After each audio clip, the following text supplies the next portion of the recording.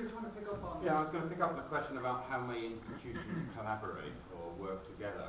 And just as an aside, I've been recently thinking about the music that is sort of locked up in my 45 RPM vinyl, and I'm not prepared to go back and invest in a project and the rest of it, because I've sort of made the shift. I'm sort of gone fully digital, but there's all that stuff. So Spotify for me has been great, because I can sort of hit back and then listen to the stuff that actually influenced me and changed me in terms of what the music that meant for me as I was growing up as a kid and all the rest of it. And I then looked at my bookshelf and at home, and like many of us, I guess, that you've got all the books that you used to read up there somewhere, but you've not really got back to them. And some of the things I've been looking at again, I don't know if anyone remembers Ivan Illich, because he was very influential, and I recommend you go back and have a look. And he wrote things about medical nemesis, the idea that doctors were bad for your health, and you wrote deschooling, which again is teachers aren't so clever, and it was, who should take responsibility for what. And there was a radical school reform book I had done that, and teaching as a subversive activity was also there. And I can't say I've opened the book much. I mean, I had a look at it and had a quick browse. So I haven't gone back to any big study, but I have gone back to thinking, well, what was it that turned me on when I was sort of a student politician and we were sort of trying to change the world, and we believe we're immortal, and hey, I'm living proof that we are. But there was also the idea of university without walls, so there was all this notion about institutions. Well, to some extent, what Ivan Illich and many of us were about at the time was deinstitutionalizing. We weren't really about institutions. And so now institutions, so if you think about what open access and open education resources, there's going to be an institutional take on that, but that's the viewpoint of that institution, the place that pays your stipend, essentially, for doing work, but also sometimes some of us are researchers, and you don't get paid for being a researcher, you go up and do that. And so I've been sort of thinking back as to, what am I going to give back in terms of what I've learned and the rest of it. So I really went back to find out what it was I thought. And I think with open educational resources, that gives you the possibility now to do some of the things that we wanted to do before.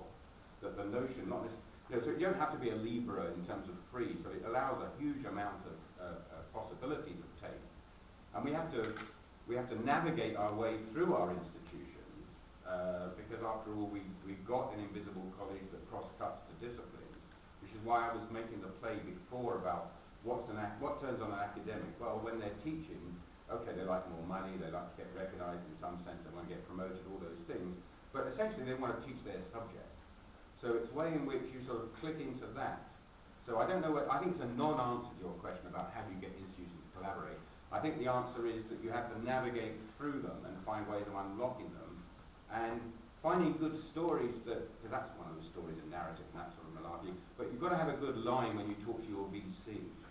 And I was talking to Tom Brown that, that he's got paper to write, and it's about how, by doing this, how can you save money, Vice Chancellor? Well, by kicking into OER, that's the way you do it, etc. So it's having that line to the institution where you're being selective with the truth that you present.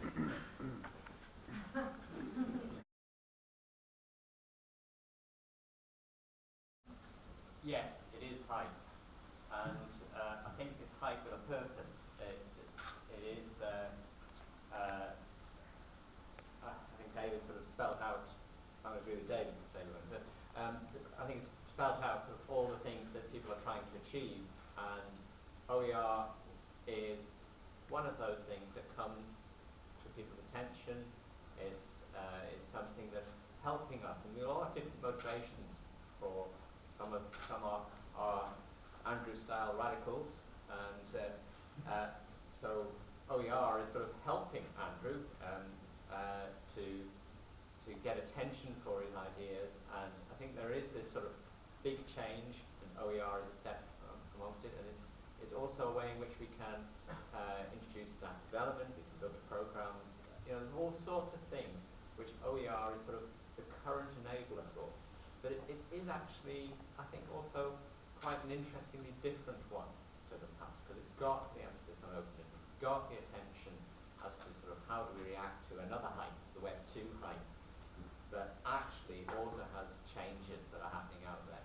So I think it is hype, but it's hype with the right sort of angle on it. It'll probably change. We'll forget what those particular initials stood for, and